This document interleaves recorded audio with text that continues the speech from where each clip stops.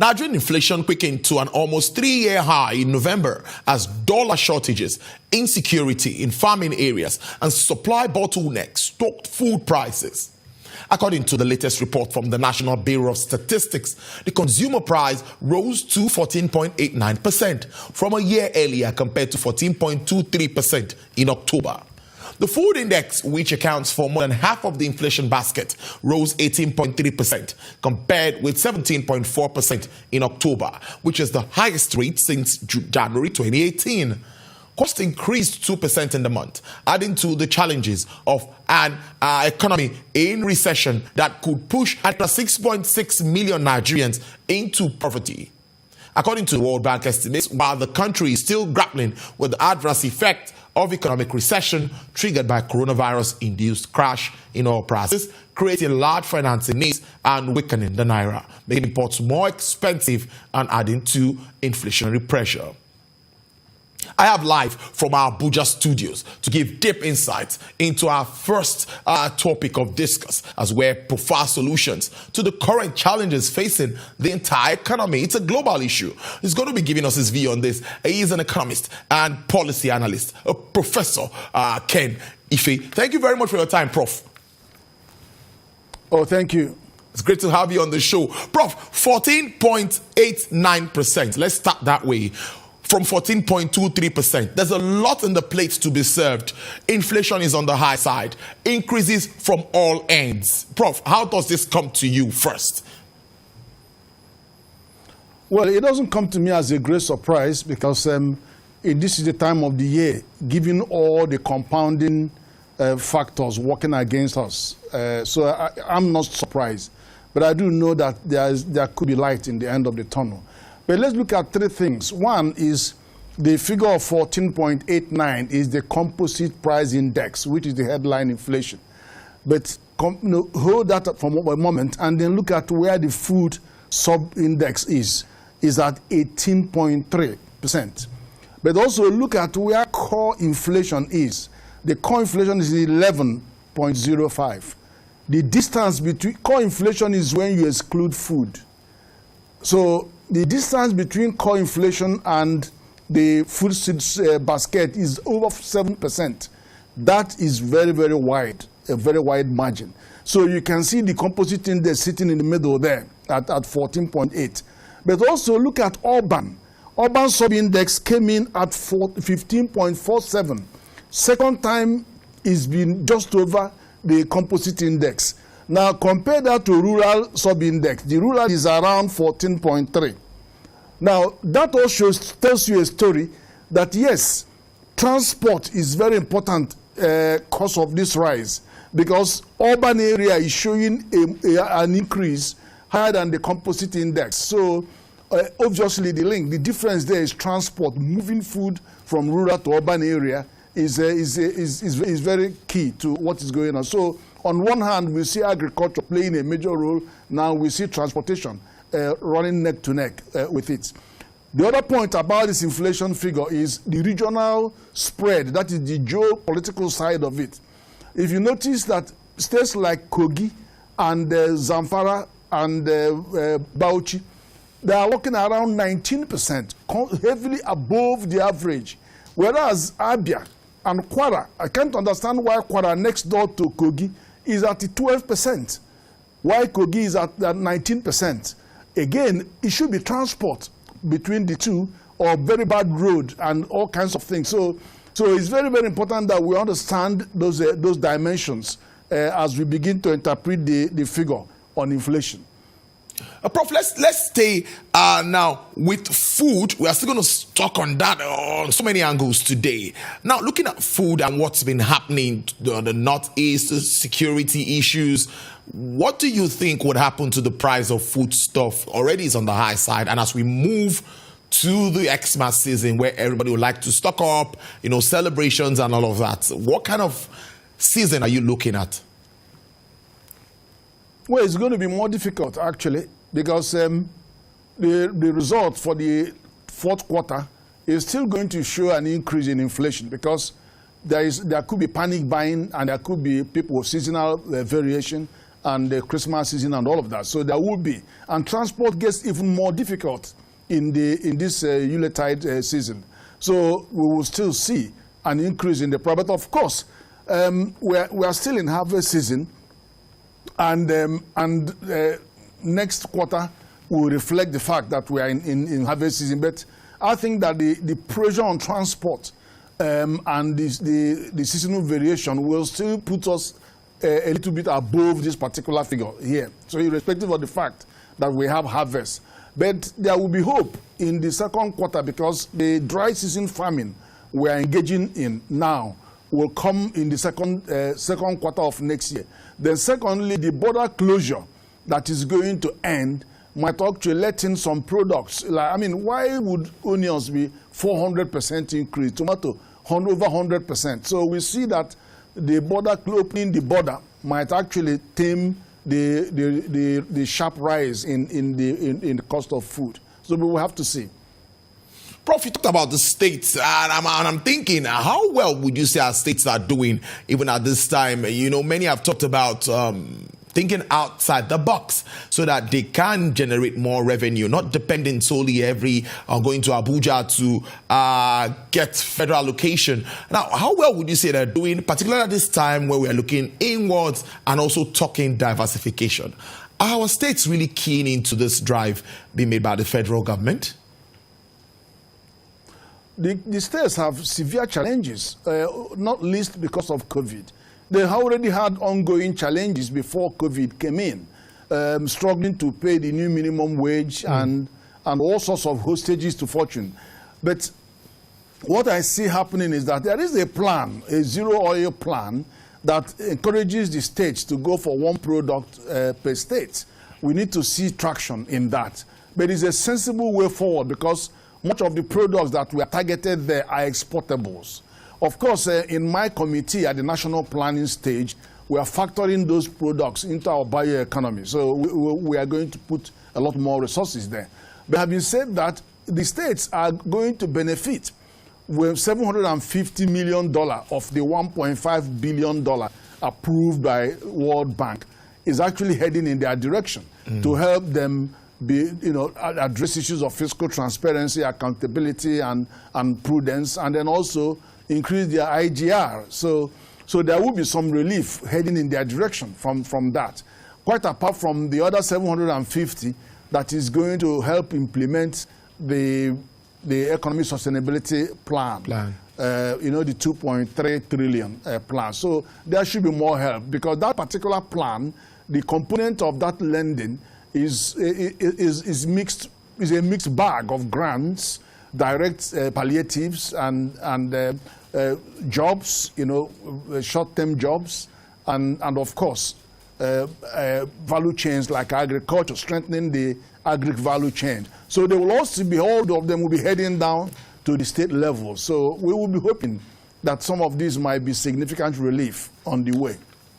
Prof, as good as it might seem, looking at the loan, many are also saying that the IMF and World Bank have come to Nigeria and have spoken to Nigerian government or representatives of Nigerian government, particularly with issues surrounding the exchange rates, issues around electricity tariff, issues around, things that would just, at least liberalize or deregulate or privatize some of these enterprises to make government get more money or make more money and not pay subsidies.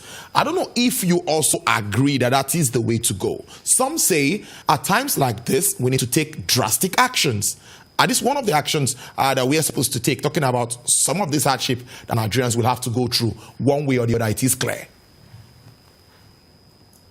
No, without a doubt, those recommendations are apt, actually, because we do need to get rid of the subsidies that are being given at the level of consumption. You don't subsidize consumption, for goodness sake. You subsidize production. If you subsidize consumption and that is fuel, is a contradiction, because not only that you are not refining enough fuel for your economy, you are also subsidizing not only subsidizing the transportation to go out somewhere, exporting your jobs, then processing, and then bringing it back. All that are bills and bills piled up, and eventually you allow a margin to the importers of the petroleum product. It doesn't make any sense. In fact, I'd rather go to Niger to buy the fuel than to bring them from imported resources. So it doesn't make sense. And I still don't understand why we should have licenses for 75 modular refineries, and then the state governments that have oil, 9 of them, are just not investing in any of these modular refineries. I can't understand it. Texas in America has over 200 refineries and petrochemicals, and then you have only government-owned refineries, which face significant challenges when it is fighting against importers of petroleum products. But I'm glad that Dangote product will come online very soon, and I think there's some sign that 1 or 2 modular refineries will kick in. But we should have more traction there. That's really where you need to stop this whole shenanigans going on in the oil industry, by getting more private sector actors in the downstream side of our petroleum industry. All right, Prof, let me ask you this way. Now, how well do you see this confidence coming back to Nigerian environment? The business environment, a lot of issues are happening, recession. Federal government says it's possible we're out of recession in 2021. Some say no, it's a tall order, that might not happen. Let's put this side by side. Do you really see us getting out of recession in first quarter of 2021? Let me ask that way.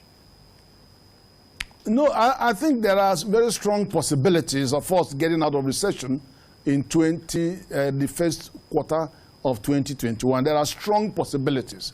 But you need to understand that getting out of recession could be a combination of the expansionary policy of the government, where you are now seeing a very massive handshake between the fiscal and monetary policy, and you are seeing resources heading not just to the output side of the economy, of the GDP, but also on the consumption side of the GDP, because after all, 84% of the consumption is by household. So you can see significant fiscal, quantitative fiscal intervention heading to the household and the MSME level to ensure that the capacity to buy, in other words, the demand is maintained. Because if you have a collapse in aggregate demand, then you've had it. It doesn't matter what you do on output. You're not an exporting economy. So whatever you do on output of food and raw material and all that, they will not make any effect because the consumption has dropped. People haven't got the resources. So, but then, having said that, you also have to look at the investing community. We are not very lucky with investment. If you look at the exportation, the importation report is a meltdown. Complete meltdown. $17 billion came in 2018. $24 billion came in 2019. In this year, we only had about 5.8 billion in the first quarter. Then COVID struck. The whole thing melted away to 1.4 and 1.4, second and third quarter. So we probably won't touch up to $10 billion this year in capital importation. So that is a very important, significant sign that the portfolio investments are melting away because of the uncertainty and the hard economic times. So you need investment for people to create jobs, and jobs to create disposable income, and disposable income to sustainably reduce poverty. So that is the cycle. And when you don't have that, yeah, you may have recovery. Then people are going to say, what do you have? What actually have you recovered? Is the numbers that came back, but not jobs coming back and not investments coming back. So that's why I'm saying that these are two sides of that equation. But hopefully, I think there may be more better news in the future. If the private sector infrastructure company, which is intended to be capitalized with 15 trillion naira, not dollars, to take over the heat of the infrastructure from federal government, so that federal government can focus on social inclusion and energy, and it's not energy actually, manpower development, education, health, and working with private sector and the state governments on food production and all of that, then the private sector can deal with the infrastructure. So that will give us a lot of headline. It will give us a lot of leeway in the sense that the agility of the private sector, the experience, the speed, and the competence will all add to address these 26 heavy infrastructure projects government is straddled with. and then we can get more relief. Now, Prof, I think that there needs to be a lot of clarity for Nigerians to understand some of the things government is doing. Yes, very remarkably, you touched on the fiscal and monetary side, which everyone knows that there should be an handshake. We've seen all that the CBN has been doing and all of this. But it's like there should be a transition period for us to start having seen the effects practically of all of this. Now, do you think Nigerians really understand and know that there needs to be a process for us to be self-sufficient, either in food, either in the manufacturing sector, pharmaceuticals, trying to address COVID and all of these things? Do we have this understanding? Because that's what really scares me. Government is not actually very good in blowing their own trumpets. But True. This, besides the security challenge, the severe security challenges across the country, which actually has made investment going into the states vaporize away. Apart from that, security has to come first before people can invest their money. They don't bring money abroad to come and die in the country. They bring it because they want to do business. They don't want to bring it and invest it and then they get blown away. So apart from the severe security challenges, there are actually some good stories to tell about transformations in our economy. Can you imagine how 4 million farmers have accessed finance to do over 4 million hectares, 1 man, 1 hectare, and then didn't have to bring security to borrow the money. And then these are subsistence farmers working in an anchor program, a framework that allows anchors who could be aggregators or manufacturers or processors or exporters, working diligently with thousands of our growers, giving them the correct seed, giving them measured inputs, fertilizer, herbicides, fungicides, and insecticides, and then aggregating their produce without money exchanging hand, and then aggregating this produce and integrating them seamlessly into a national and global supply chain. I mean, that is unbelievable. When I said this in my West Africa seminar to ECOWAS community, they were shocked. They didn't understand that this is possible. So there are some good news there. And look at the transformation that has taken place in 2016 when we entered into recession, and then there was an action taken by CBN to restrict access to Forex for 32 items and all of that, and then poured in money into growing more rice.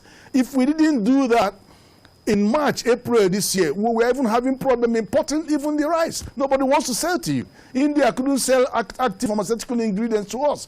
About 80% of our manufacturing base here depend on imported raw materials. They couldn't get those because of the disruption in the supply chain. So, it is very fortuitous that we actually had taken the action, that the CBN took the action that it took in 2016, despite all the criticisms. So, nothing is perfect. It's a work in progress. But I think there are some positive things that are happening that people are just not aware of or sufficiently aware of, because we have a government that doesn't want to blow its trumpet because they have too much challenges. They have so many other things to throw back at them if they try to tell you what they have done. So they just let the sleeping dog lie. Very interestingly there. In 1 minute, Prof, tell us, where do we go from here as we move to 2021? How optimistic are you? Let's end in that note. Well, I think there's another good news. The shenanigans going on in the power sector, which are the asymmetries that we have seen, and the disgrace when you compare Nigeria, that is 4 times the population of South Africa, but South Africa having 10 times more power than us, a factor of 4. If we have the power that South Africa have per capita, Nigeria would be bigger than the rest of the whole of Africa put together in terms of our economy. But we don't have that. And all you have are stories upon stories. So the good news is that when central bank says, look, I want to make sure we build this power factor sector by extra 7.5 trillion and come and take money. I'm no longer waiting for external money to come. Go and take money here, take solar to the mass market. That is revolutionary. That is revolutionary. Mini grids, all kinds of grids, small, just come. Now, that is very, very revolutionary. So we just have to wait for a year or two, and see how private sector responds to that. That is the game changer that we are going to see in the power sector. 30% of input costs minimum is power. 20% minimum is transportation. These two alone are 50% input. Nigerian businesses cannot compete. But even with these binding constraints, 90 million MSMEs in Africa, 44.5 million of them are from Nigeria. 50%, can you believe? Nigeria is 18% of Africa in population and also in size of economy. But we are punching beyond our weight by having 50% of the MSMEs. It does tell you that entrepreneurship is a major latent competitive advantage for Nigeria. Can you imagine where Nigeria will be if we have the power? Or, triple or quadruple volume of power. Look at the banking sector. Nigeria is all over Africa with our commercial banks. So we are ready but the infrastructure is what is holding the country down. And I think the time is numbered, and we should come out of this. Professor Ken Ife, I must thank you very much for spending your afternoon with us on Business Nigeria. I really appreciate your time. Thank you very much for inviting me.